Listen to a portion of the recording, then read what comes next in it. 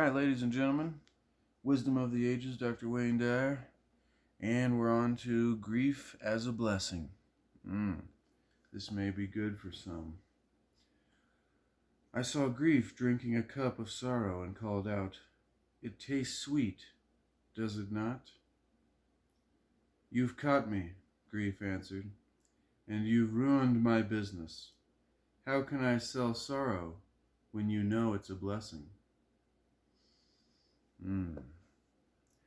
Jalaluddin Rumi was the author there, 1207 to 1273.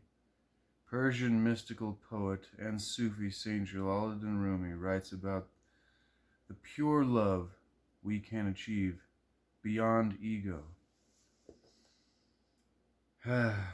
Beyond ego. So hard to go beyond ego.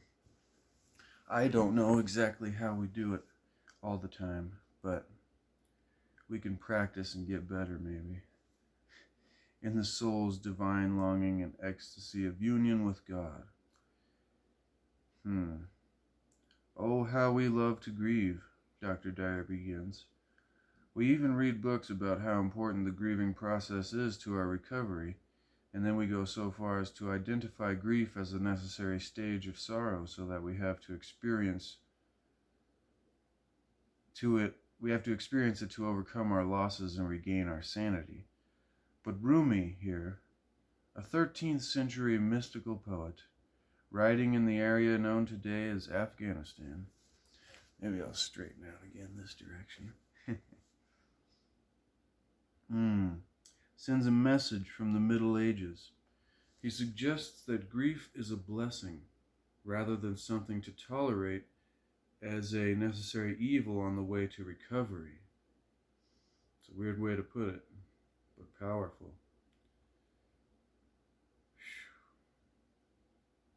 It is not sorrowful at all, but instead it is an opportunity to drink the sweet nectar that is available in the dark moments of our lives. It's a weird description there. For most of us, grieving is how we react to a loss or a tragic event, and it seems to be a natural way of reacting to the experiences of pain in our lives. But if we knew the wisdom of Rumi's words, we might be able to shift right into the middle of this grieving process and turn our sorrow into something sweet tasting. I think what he means there by sweet tasting is something that's actually usable. Something that is fruitful, something that has purpose, some sort of action that can be taken, or knowledge that can be gained. Let's see where he goes. One of the great teachings of my life came from my exploration of the Kabbalah, a mystical text of Judaism that goes back many centuries, as do Rumi's teachings. This simple lesson for me was the falls of our life provide us with the energy to propel ourselves to a higher level. So without the motivation, so to speak, from negative events, as long as we don't allow ourselves to become totally inactive and defeated, that negative motivation propels us to higher places. It's fascinating. I read and reread this ancient wisdom, which I'll reread once more. The falls of our life provide us with the energy to propel ourselves to a higher level. As I allowed it to soothe the sharp anguish of life's painful moments, I began to incorporate this wisdom during times of sadness and grief. I discovered the truth of this idea that every fall provides us the opportunity to generate the necessary energy to move to a higher consciousness.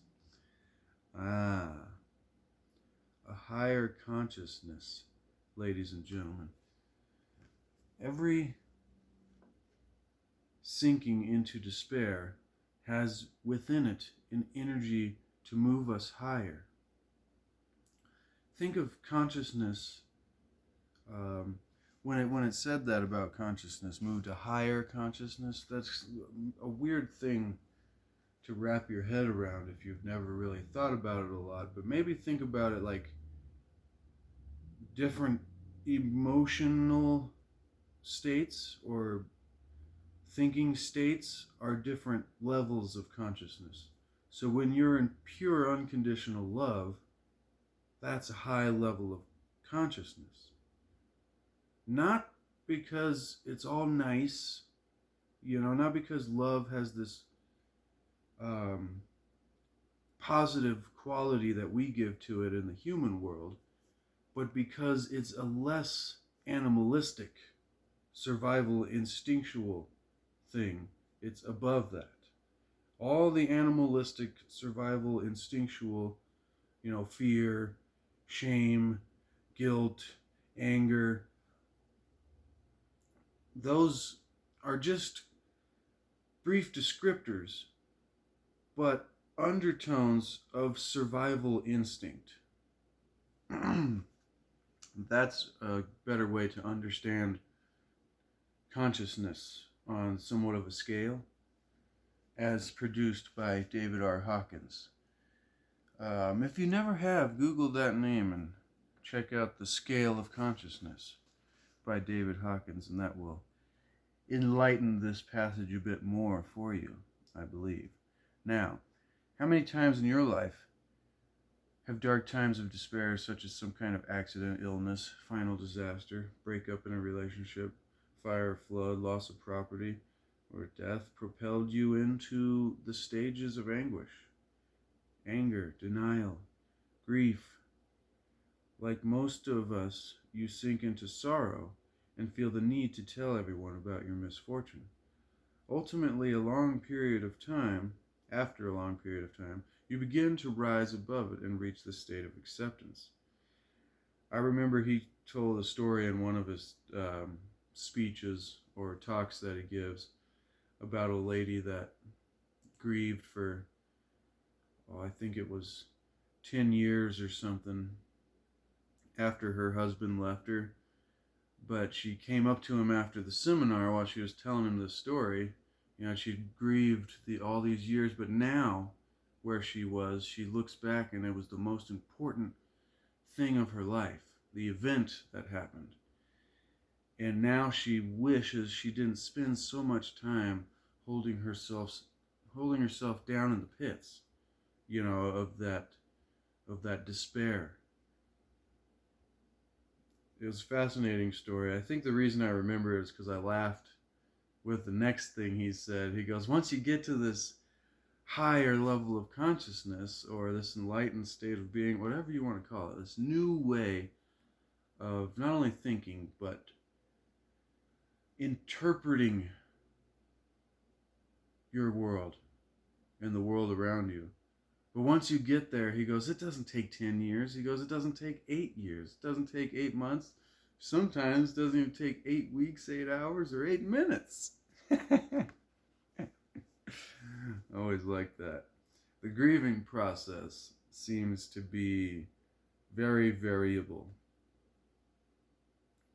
but it also seems to be something we can easily latch onto, just like we like to do with our past, instead of allowing present moment energy to, be what drives the boat, be what drives our life. Sentences like that make me want to just be quiet and try to take the descriptor words that are used and actually put them into the essence of what I'm trying to say. I feel like philosophers for thousands of years have always thought that it's impossible to say the things that are true essence. And it's even harder still, maybe a little less hard, to try to say the things that you're thinking. It's just like, there's a middleman There's a separation. Anyways, getting way off track here.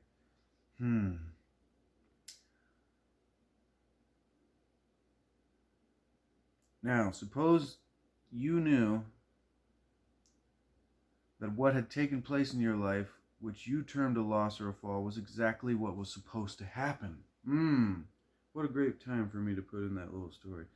Hopefully he doesn't repeat it here. Suppose you knew instantly that you had to experience the event that triggered your grief or sorrow. Then suppose you could choose to act in accordance with this new awareness.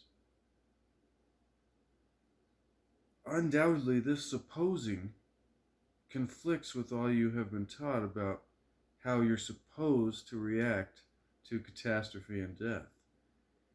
I am not suggesting you not respect the genuine feelings. I am suggesting that the truth of Rumi's observations offer you a way of responding to these kind of circumstances. There is a way. I am encouraging you to open to the grief or sweetness that is also in the sorrow. I'll add right in there, I did a video probably over a year ago now, but I believe there was a way to go through the things that we are supposed to suffer from in our lives without suffering at all. And what we just read there was an excellent way of describing that possibility. This is an intelligent system that we are all an inseparable part of. And there are no accidents. There is something to learn right here, right now, in the middle of sorrow. You can take this lesson and taste the sweet certainty in the mystery. You do not have to pretend to like the tragedy, only to vow to use it to generate the energy to move to a higher place in your life. You could call out and say thanks. You could call out to your sorrow just as Rumi did over 800 years ago and say to yourself, it tastes sweet, does it not? That is, there is something to learn right here, right now in the middle of this sweet sorrow. And I am going to drink it in this manner. I'm going to drink it in this manner and ruin the business of the grief peddlers. I like that metaphor. It's like there's a whole bunch of different people going on in our head. The grief peddlers and the sorrow itself as like another character. And then we have ourself mixed in all of that. How we're reacting to these other characters. It's all in our head. There's a lot of... We have to realize that we are responsible for that activity. If we don't take responsibility for the thoughts we have, then who does? And that's why most of the world likes to live in victim mentality, where we go around blaming everything and everyone else. Because it's scary to take the responsibility. But once you do, then everybody's responsible for themselves, and you don't really have to worry about being blamed because you're responsible for yourself. By responsible, I almost want to say you live up to yourself when people try to hold it against you. You're like, yes, that is me. Of course.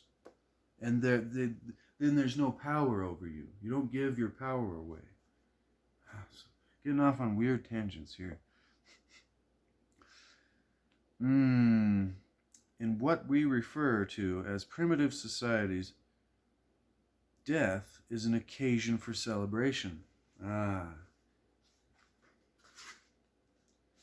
This is a fascinating point here. There is a basic knowing, even in times of grief and mourning, that does not question the divine timing of each person's arrival here on earth, or the divine timing of one's departure either. It is all in order. And that's what I've been thinking lately when I see, they love to show these shootings and how many people are dying every day on TV if you watch the news, which you shouldn't. Highly unintelligent to feed your consciousness with that kind of information, but aside the subject, we must recognize when we see reports of people, being killed in the world, instead of grieving for them, having sorrow and terrible feelings inside of ourselves, we must know that in ancient cultures, throughout all of human history, there is a basic knowledge, even in times of grief and mourning, that does not question the divine timing of each person's arrival here or their departure from here. When we do not accept and think it's such a, like the sentence, they had so much more time to live. They had so many more years ahead of them. What an arrogant thing to say. Like, what are you, God? You know people are going to live for another 60 years when they died at, 26 or whatever? It's like,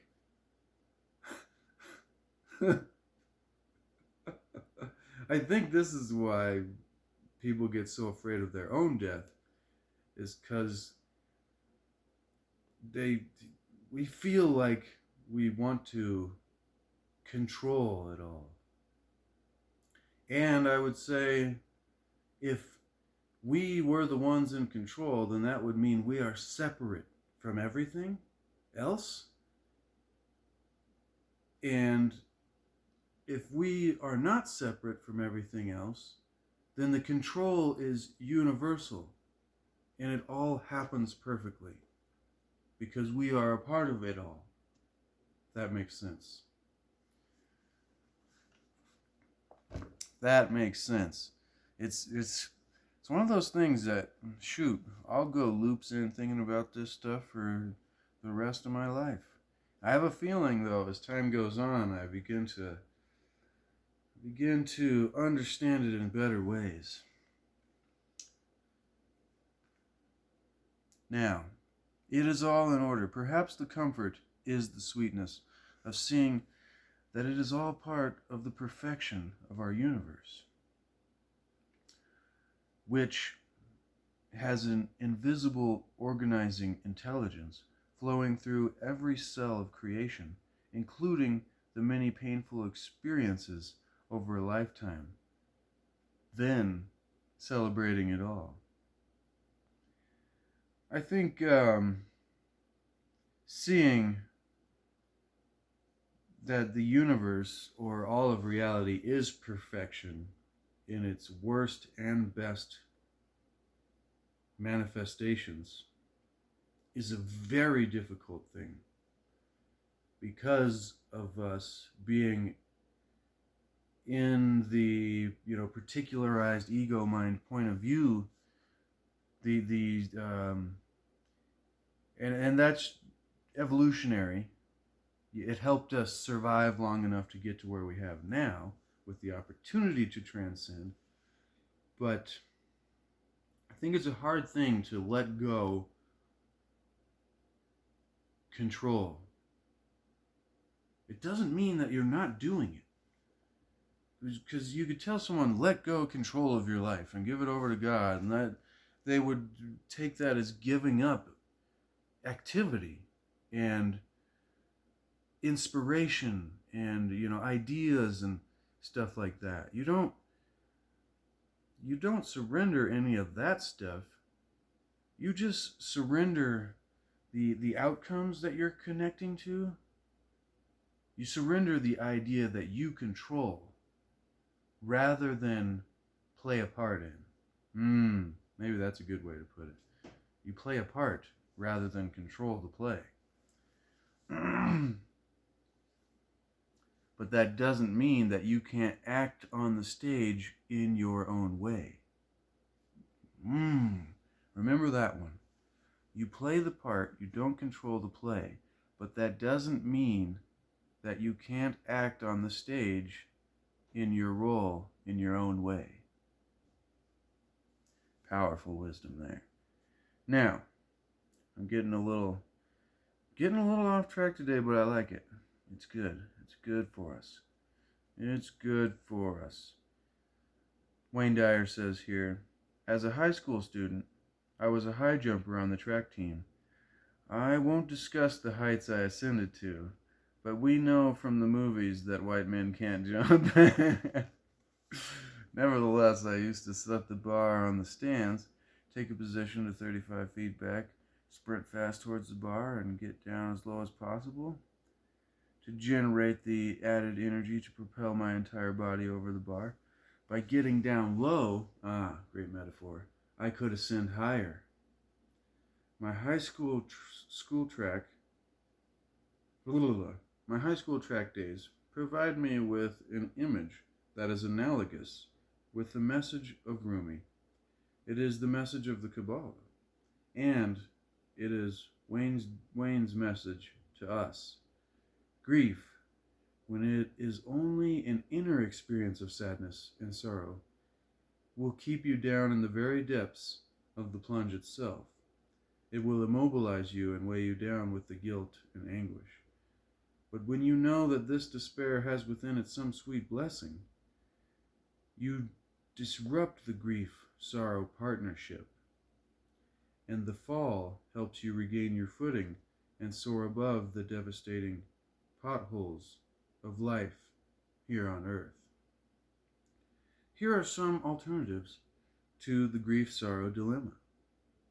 Stop yourself in the middle of a sorrowful moment and very deliberately say, do I have to suffer now, inside as well as outside, over this loss, which I will ultimately come to see as a blessing? Listen and follow your response. No matter what, you are introducing to yourself the possibility of an improved response. I think that's the key in a lot of this work, is just the opportunity to choose a different way. Because in normal reality, before we learn any of these kinds of things, we don't even know that we can choose our thoughts. We're just going along like, yeah, I'm thinking this, thinking that. It's just popping in there. It's not my fault. I'm so mad at you because I'm just having thoughts. But once you take that power, then you start to open up these kind of possibilities. It's fascinating. I'm like, man, this should have been first grade. Why the hell did I not learn this in first grade? Maybe it's a little hard to grasp when you're that young. Practice being able, alternative number 2 to the grief-sorrow dilemma. Practice being able to honestly express your feelings of loss without believing that you must be filled with sorrow as well. It is possible to feel the loss, express it, and still know within the blessing